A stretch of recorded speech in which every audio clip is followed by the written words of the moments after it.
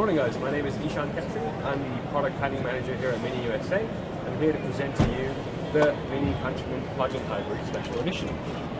Now, we've been able to change the mindset, or try to change the mindset of the people about what they think about when we say hybrid. What's been happening recently is every time you mention that a car has electric propulsion, the first question that people ask is what's the range of the car. That's not something we'd like to focus on.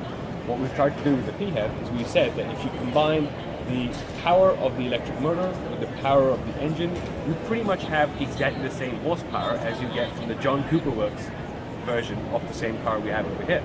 In fact, if you combine the torque of the motor and the torque of the engine, you have more torque than the John Cooper Works engine. So we've tried to use this combined power and torque figures and say hybrids can be just as fun as the regular ICE cars. The car, of course, is based on the same Countryman platform. It is only 0.4 seconds slower than the John Cooper Works version. That's because of the weight of the battery. But everything else makes the car Mini. The way the car drives is Mini. The way the car looks is Mini. It has really cool 18-inch John Cooper Works wheels on it in this matte two-tone finish. We've tried to incorporate the yellow that we have as part of our branding for the Mini Electric sub-brand in the mirror caps, the side skulls, and the wheel. For the first time ever, we're able to offer the John Cooper Works seats in a plug-in hybrid version. They're incredibly comfortable.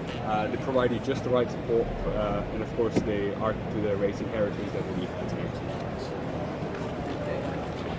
There's only 350 units of these available in the US. They're already at a showroom near you. The price of this car is somewhere close to the $40,000 mark, which makes it pretty competitive for the segment it's competing in.